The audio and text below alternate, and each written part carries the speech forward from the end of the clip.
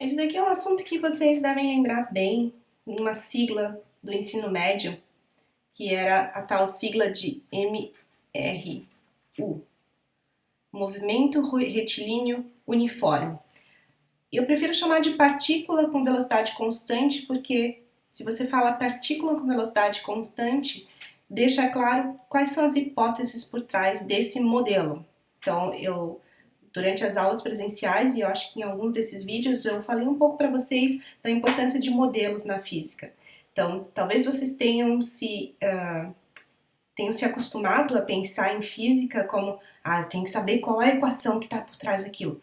Na verdade, não é isso a física. Você tem que entender como que o mundo funciona, só que a gente tenta entender o mundo, como que ele funciona, o mundo natural, a partir de aproximações, que a gente chama de, se você tem uma aproximação específica, de modelo. Então aqui o que a gente está trabalhando são, nesse primeiro pedaço do curso, com coisas que estão se movendo ao longo de uma dimensão só. Por isso que é o tal do retilíneo, certo? Uma dimensão só, cuja dimensão espacial não conta muito, então não importa se ela está rodando ou não, a gente não está levando em conta nada de rotação, por exemplo, por isso que a gente está falando de partículas.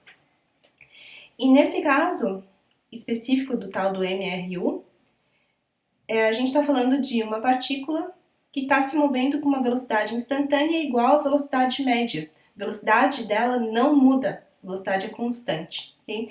Então, esse é o modelo físico, isso tem que vir antes de você pensar na equação, porque uma vez que você pensa, compara se aquele teu modelo se aplica àquele problema específico, aquele experimento específico, daí sim você pode pensar quais as equações se aplicam.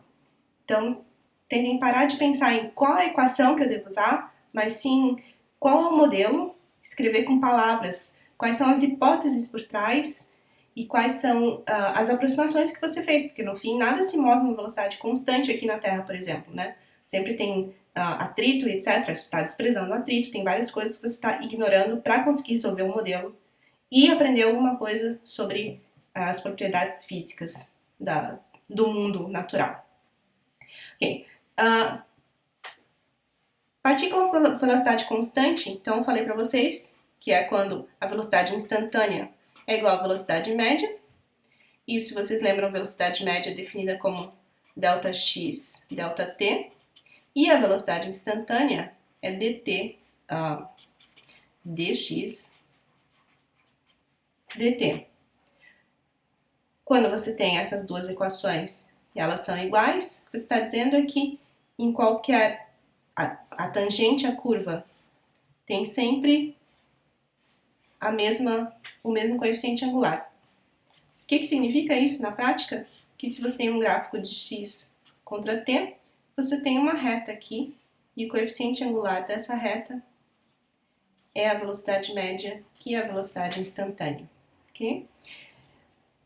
Isso daqui simplifica as contas, porque se você escreve assim, velocidade média, você tem que ΔX é V ΔT, e você pode deixar essa fórmula, essa equação, com uma cara que talvez vocês se lembrem, que é se ΔX é x final menos x inicial, e se o tempo é o tempo final menos um tempo inicial, e agora a gente chama esse tempo final de t para simplificar a vida, e chama o tempo inicial de zero porque você começou do zero, teu x inicial é no tempo zero. Isso daqui fica com essa cara, ó, x final menos x inicial é igual a v, que multiplica t. Lembra que a gente fez esse t igual a zero. Esse xi aqui, a gente passa para o outro lado da equação, a gente fica com x final é igual a x inicial mais vt, que eu acho que é uma equação com a qual vocês estão familiarizados, ok?